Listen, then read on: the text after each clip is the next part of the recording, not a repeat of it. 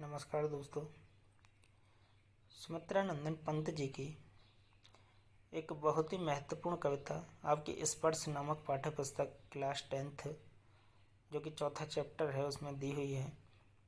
पर्वत प्रदेश में पावस। कविता का नाम है पर्वत प्रदेश में पावस। पावस मीन्स होता है वर्षा। पर्वत प्रदेश मीन्स पर्वतीय इलाकों में जो वर्षा होती है उनका उन्होंने बहुत ही अति कह सकते हैं रोचक प्रकार से वर्णन किया है। तो जान लेते हैं सबसे पहले पाठ के बारे में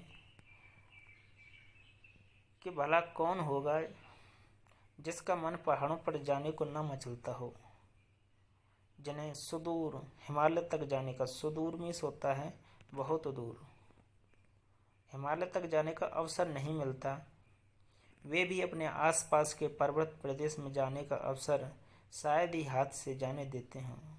अर्थात हर एक कोई पर्वतीय इलाकों या कह सकते हैं जो कि बहुत ही रोचक नज़ारे जो होते हैं वहाँ पर जाने को मन करता है।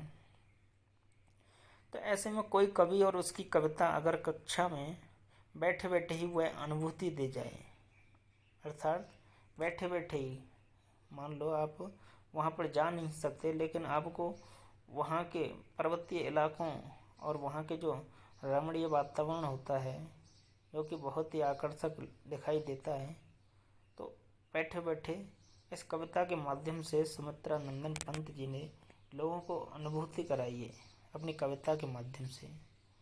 जैसे वह अभी अभी पर्वतीय अंचल में विचरण करके लौटा हो।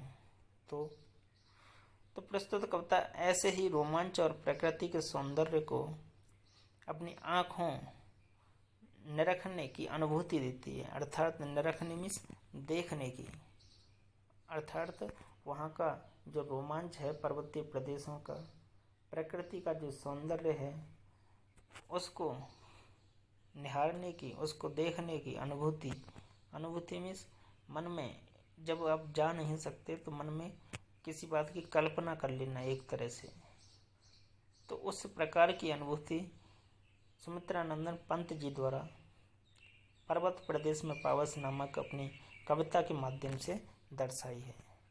यही नहीं, सुमित्रा नंदन पंत की अधिकांश कविताएं पढ़ते हुए यही अनुभूति होती है कि मानो हमारे आसपास की सभी दीवारें कहीं विलीन हो गई हैं। अर्थात उनकी जब कविताएं पढ़ते हैं तो ऐसा लगता है कि सब कुछ खो जाते हैं, अर्थात पूरी तरह से खो करके कि जैसे आसपास की सभी कोई भी दीवार ना हो, वे सभी विलीन मीन्स होता है लुप्त होना, गायब हो जाना, कि वे सभी गायब हो गई हों। हम किसी ऐसे रम्य स्थल पर आ पहुँचे जहाँ पहाड़ों की अपार श्रृंखला है, आसपास झरने बह रहे हैं और सब कुछ भूलकर हम उसी में लीन रहना चाहते हैं। महाप्राण निराला जी ने भी कहा था, अर्थात कि पंत जी में सबसे ज़बरदस्त कौशल जो है वह है शैली का, शैली, भाषा शैली। अर्थात भाषा शैली के लिए जो सुमित्रा नंदन पंत जी हैं वे जाने जाते हैं। अकॉर्डिंग टू महाप्राण कहा जाता था निराला जी को, जयशंकर प्रसाद निराला, तो इन्हें महाप्राण नाम से संबोधित भी किया जाता था। तो उन्होंने पंत जी की ज़बरदस्त कौशल जो है वह शैली, उनके बारे में कहा था। तो शैली की तरह अपने विषय को अनेक उपमाओं से सजाकर, संवार कर, मधुर से मधुर और कोमल से कोमल कर देना ही उनकी शैली की विशेषता है। आइए चलते हैं पाठ पे और इससे पहले जानेंगे इसमें आए विभिन्न शब्दार्थ, जिनको कि जान कर के आपको इस टॉपिक को, इस पाठ को, इस कविता को पढ़ने में बहुत ही आसानी होगी। तो सबसे पहला है पावस। पावस मीन्स होती है वर्षा ऋतु। पावस मीन्स क्या होता है? वर्षा ऋतु। वहीं प्रकृति वेश, प्रकृति वेश मीन्स होता है प्रकृति का रूप। मेखलाकार, मेखलाकार मीन्स होती है करघनी के आकार की पहाड़ की ढाल। अर्थात इस प्रकार से जो पहाड़ की ढाल जो है बन जाती है तो उसे कहते हैं करघनी के आकार की पहाड़ की ढाल। वहीं सहस्त्र, सहस्त्र मीन्स होता है हजार, सहस्त्र मीन्स क्या होता है हजार। द्रग सुमन, द्रग, द्रग सुमन मीन्स होता है पुष्प, और द्रग, द्रग मीन्स होता है आँखें, तो पुष्प रूपी आँखें। द्रग सुमन मीन्स क्या होता है पुष्प रूपी आँखें। वहीं अवलोक, अवलोक मीन्स होता है देखना। महाकार, महाकार मीन्स होता है विशाल आकार, महाकार मीन्स क्या होता है विशाल आकार। वहीं दर्पण, दर्पण मीन्स होता है आईना, जिससे कि आप अपना चेहरा देखते हो, वही आईना दर्पण, शीशा जैसे बोलते हैं। वहीं मद, मद मीन्स होता है मस्ती, मद मीन्स एक अर्थ घमंड भी होता है, लेकिन पाठ के अनुसार यहाँ पर आपका उत्तर जो है मस्ती है। मद मीन्स क्या है मस्ती। वहीं झाग, झाग मीन्स होता है फैन, झाग मीन्स क्या होता है फैन। जैसे मान लो कोई नदी बह रही है तो वह अपने साथ क्या है जब बहती बहती झाग बना देती है नदी आदि, तो उसे कहते हैं झाग या फैन। वहीं उर मीन्स होता है हृदय, उर मीन्स क्या होता है हृदय। उच्च आकांक्षा, उच्च आकांक्षा, दीर्घ संधि, यहाँ पर दीर्घ संधि का प्रयोग हुआ है, ठीक है, दीर्घ संधि का प्रयोग हुआ है। तो उच्च, उच्च प्लस आकांक्षा, जब आका, जिसमें आका दीर्घ हो रहा है ना, चाका दीर्घ हो रहा है, उच्च प्लस आकांक्षा, अगर इसका संधि विच्छेद हम करेंगे तो क्या होगा उच्च प्लस आकांक्षा, क्या होगा उच्च प्लस आकांक्षा, उच्च प्लस आकांक्षा, तो इसका संधि विच्छेद हो जाएगा, जिससे कि बना है दीर्घ संधि होकर के उच्च आकांक्षा। क्या बोलेंगे उच्च आकांक्षा। संधि जो होती हैं क्या होती हैं तीन प्रकार की, स्वर व्यंजन विसर्ग। तो स्वर संधि में सबसे पहला जो भेद आता है वह आता है दीर्घ संधि का। वहीं तरवर, तरवर मीन्स होता है पेड़, तरवर मीन्स क्या होता है पेड़। नीरव नभ, नीरव नभ, नभ मीन्स होता है आकाश, और नीरव मीन्स क्या होता है शांत, तो नीरव नभ मीन्स क्या होता है शांत आकाश। अन्वेष, अन्वेष, अन्वेष मीन्स होता है एक टक, एक टक होकर के किसी चीज़ को देखना, एक टक होकर के किसी चीज़ को देखना। तो आइए चलते हैं, आपके जो क्वेश्चन आंसर्स हैं वे अगली वीडियो में आएंगे, जिससे कि आप आसानी से समझ पाएंगे। इससे पहले हम जानेंगे पाठ के विस्तार के बारे में। पर्वत प्रदेश में पावत, सुमित्रानंद पंत जी एक कह सकते हैं प्रकृति प्रेम और क्या है जो वर्षा ऋतु है उसका वर्णन करते हुए अपनी कविता के माध्यम से कहना चाहते हैं कि पावस ऋतु थी पर्वत प्रदेश, जो पर्वतीय प्रदेश होते हैं वहाँ पर वर्षा की ऋतु थी। अर्थात तो उस समय की बात है जब पर्वतों में भयंकर कह सकते हैं वर्षा ऋतु का जो मौसम था वह बहुत सुहावना था, बहुत रोचक था, आनंददायक था। पल पल परिवर्तित प्रकृति वेश। तो क्या है पर्वतीय प्रदेशों में कभी बारिश होती है तो कभी धूप खुलती है, कभी नदियाँ बहती हैं तो कभी क्या है फूल खिलते हैं। तो इस पल पल का जो परिवर्तित रूप है प्रकृति का, उसका वर्णन यहाँ पर सुमित्रानंद पंत जी ने किया है। मेखलाकार पर्वत अपार, अपने सहस्त्र दृग सुमन फाड़, अवलोक रहा है बार बार, और नीचे जल में निज महाकार। मेखलाकार मीन्स होता है, मैंने जो बताया था आपको कि करघनी के समान आकार वाली क्या है कह सकते हैं जो पहाड़ की जो आकृतियाँ होती हैं है ना, करघनी के समान। करघनी क्या होती है एक तरह से जो लेडी धारण करती है ना कमर पे, करघनी बोलते हैं उसे।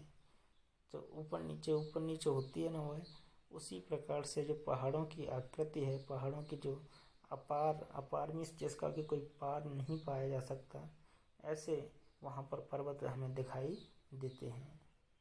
अपने सहस्त्र दृग सुमन फाड़, और वे ऐसे लगते हैं जैसे हजारों, सहस्त्र मीन्स हजारों, दृग सुमन मीन्स पुष्प रूपी सुमन, पुष्प रूपी हृदय, पुष्प रूपी आँखें, पुष्प रूपी आँखें फाड़ करके अवलोक, अवलोक मीन्स होता है देखना, अवलोक मीन्स क्या होता है, देखना। तो इस प्रकार से दिखाई देते हैं जैसे कि वे अपनी हजारों पुष्प रूपी आँखों को खोल करके हमें देख रहे हों। नीचे जल में निज महाकार, और ऊपर तो क्या है, पहाड़ों पर फूल आदि खिले हुए हैं, और जबकि वर्षा जब होती है तो नीचे जल जो है झरनों आदि के माध्यम से बहता हुआ महाकार, महाकार मीन्स महा मीन्स होता है बड़ा, प्लस आकार मीन्स क्या होता है, आकार, साइज, आकार। तो अपना एक विशाल आकार धारण कर लेता है। जब पर्वतों आदि से जो जल बह करके झरनों आदि के माध्यम से जब नीचे जाता है तो क्या है, अपना एक विशाल रूप धारण कर लेता है। जिसके चरणों में पला ताल, दर्पण सा फैला है विशाल। जब क्या होता है कि जिसके चरणों में पड़ा ताल, अर्थात तो वह क्या है, जब पृथ्वी पर जाता है तो एक ताल आदि का रूप धारण करता है। कभी नदी बनता है तो कभी क्या है, झरने आदि या सागर महासागर का रूप धारण करके बहुत विशाल आकार ले लेता है। जबकि वह कैसा लगता है, दर्पण सा फैला है विशाल, अर्थात एक आईने की भांति हमें नजर आता है। वहीं नेक्स्ट बात करते हैं कि गिरवर का गौरव गाकर झरझर, मद में नस नस उत्तेजित कर, मोती की लड़ियों से सुंदर झरते हैं झाग भरे निर्झर। गिर मीन्स होता है पर्वत, तो पर्वतों का गौरव गाकर झरझर जो झरने हैं, तो मद में मस्ती में जो नस नस है उनके उत्तेजित कर, जो पर्वतों का जो गौरव है वे क्या है, जो झरने आदि होते हैं वे गाते हैं इस प्रकार से अपनी मस्ती में गाते हुए, और उनका जो एक एक कह सकते हैं एक नस जो है उनकी उत्तेजित हो उठती है। वहीं मोतियों की लड़ियों से सुंदर, जो कि उस प्रकार से जब झरने आदि बहते हैं तब नदी आदि के माध्यम से जब पानी बहता हुआ नज़र आता है तो वहाँ पर जो झाग आदि बन जाते हैं, फैन आदि बन जाता है, तो वह मोतियों की लड़ियों से सुंदर झरते हैं झाग भरे निर्झर, अर्थात जो झरने आदि हैं वे मोतियों के समान सुंदर चमकदार लगते हैं, और क्या है, वो फैन आदि भी बनाते जाते हैं। अपनी नदी आदि के माध्यम से आपने देखा होगा कि जो सफ़ेद सफ़ेद आपको झाग से जब दिखाई देते हैं तो वे अति मोतियों के समान लगते हैं। वहाँ का जो पानी है उन झरनों का, वह जब धूप आदि खिलती है तब वह मोतियों के समान चमकता है। तो यहाँ पर उपमा अलंकार भी दिया गया है, किसके समान, मोतियों के समान। किसको बताया गया है, पानी को, झरनों आदि का पानी जो होता है उसको मोतियों के समान बताया गया है। वहीं बात करते हैं आगे, तो गिरिवर के उर से उठ उठ कर उच्चाकांक्षाओं से तरवर हैं झांक रहे नीरव न पर, अन्वेष अटल कुछ चिंता पर। गिरिवर मीन्स होता है पर्वत आदि, तो पर्वत आदि के उर मीन्स होता है हृदय, उर मीन्स हृदय। तो पर्वत आदि के हृदय से उठ उठ कर उच्च आकांक्षाओं से तरवर जो पेड़ हैं, तरवर मीन्स क्या होता है, पेड़ आदि हैं, तो वे जब जमीन पर से क्या है और पहाड़ों से भी ऊंचे निकल जाते हैं। आपने देखा होगा जो पेड़ हैं वे क्या हैं, पहाड़ों से भी ऊंचे निकल जाते हैं, तो क्या होता है, वो ऐसे लगते हैं जैसे अपनी उच्च आकांक्षा लिए हुए, मन में लिए हुए हैं, अपने हृदय में धारण किए हुए हैं झांक रहे नीरव नभ पर, और वे इस प्रकार से झांकते हुए दिखाई देते हैं, इस प्रकार से निहारते हुए दिखाई देते हैं कि नीरव नभ, जैसे शांत आकाश में एक तरह से अनिमेष, अनिमेष मीन्स बिना पलक झपकाए, बिना टकटकी लगाए हुए, अटल, अटल मीन्स अपना सब कुछ कह सकते हैं एक तरह से अटल होकर के, एक जगह स्थिर रह करके, और उन्हें कुछ भी चिंता नहीं है, कुछ चिंता पर। उस प्रकार से उन्हें ऐसा लगता है कि उन्हें कुछ चिंता है, क्योंकि वे अनिमेष, एकटक और अटल होकर के जो आकाश रूपी, आकाश में शांत भाव से स्थिर रहते हैं। आई होप दोस्तों आपको वीडियो समझ में आ रही होगी। वीडियो को लाइक करें। नेक्स्ट अगर बात करें तो उड़ गया अचानक लोभ उधर, फड़का अपार पारद के बन। तब क्या होता है, जब बादल आदि आकाश में जब दिखाई देते हैं, जो कि जहाँ तक कि जो वृक्ष हैं, तरवर पेड़ जो आदि हैं, तो पर्वतों से भी ऊंचे, और वो क्या है बादलों को छूते हुए से नजर आते हैं। तब अचानक क्या होता है कि उड़ गया अचानक लो भूधर, भूधर मीन्स जो बादल आदि हैं, भूधर आदि जो बादल आदि जो हैं, तो वे क्या हैं अचानक गायब हो जाते हैं, और पेड़ पौधे भी क्या है बादलों में ढक जाते हैं। तो पेड़ पौधे भी कह सकते हैं एक तरह से गायब हो जाते हैं, कभी कभी कभी दिखाई देने लगते हैं। तो इस प्रकार की जो प्राकृतिक सौंदर्य है उसका वर्णन करते हुए कहते हैं सुमित्रानंदन पंत जी कि उड़ गया अचानक लोभ उधर, फड़का अपार पारद के पर। तो फड़का अपार, अपार मीन्स जिसका कोई पार नहीं पाया जा सकता, पारद के समान, पारद जो धातु होती है उसके समान उसकी चमक वहाँ दिखाई देती है कि कभी तो बादलों में जो पेड़ आदि हैं वो छुप जाते हैं, और कहीं क्या है बादलों से पेड़ जो है हिलते मिलते हुए दिखाई देते हैं। आई होप दोस्तों आपको यह वीडियो समझ में आ रही होगी। नेक्स्ट बात करें तो रब शेष रह गए निर्जर, है टूट पड़ा भू पर अंबर। तब क्या होता है कि रब शेष रह गए निर्जर, और उसी प्रकार से जब पेड़ आदि भी दिखाई नहीं देते तब ऐसा लगता है केवल झरने ही झरने बह रहे हों।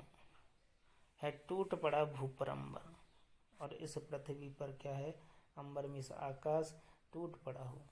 जब आकाश सर्वत्र बादल बादल होते हैं, बादल ही बादल दिखाई देते हैं, तो इस प्रकार से लगता है कि जैसे पृथ्वी पर क्या है बादल आदि वर्षा करने वाले हों, बहुत भयंकर वर्षा करने वाले हों। वे एक तरह से ऐसे लगते हैं कि ये इन पर टूट पड़े हैं।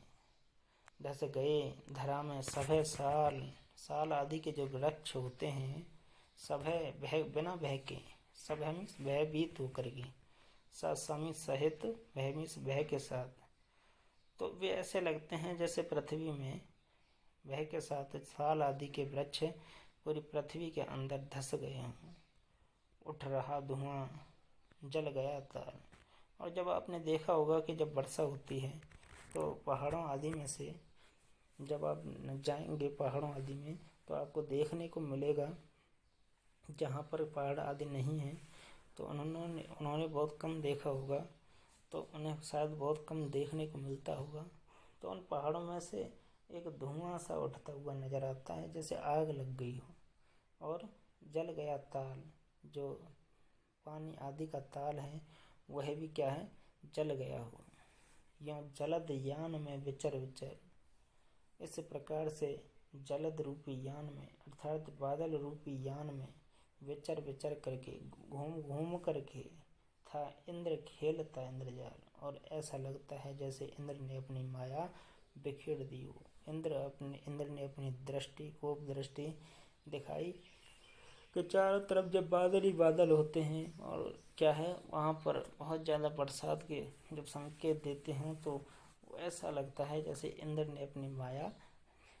ने अपना इंद्रजाल जो है बिखेर दिया हो वहाँ पर सर्वत्र। तो इस प्रकार का जो वातावरण है वह दिखाई देता है। आई होप दोस्तों वीडियो पसंद आई होगी। नेक्स्ट वीडियो में हम जानेंगे इस पाठ से संबंधित विभिन्न क्वेश्चन आंसर्स को, और अगर क्वेश्चन आंसर्स आदि की PDF अगर प्राप्त करनी है आपको तो हमारे टेलीग्राम चैनल का लिंक जो है डिस्क्रिप्शन बॉक्स में दिया हुआ है, वहाँ पर जाके आप सर्च कर सकते हैं SS नॉलेज चैनल, है ना। तो उस पर आप विभिन्न प्रकार की PDF आदि भी प्राप्त कर सकते हैं। धन्यवाद।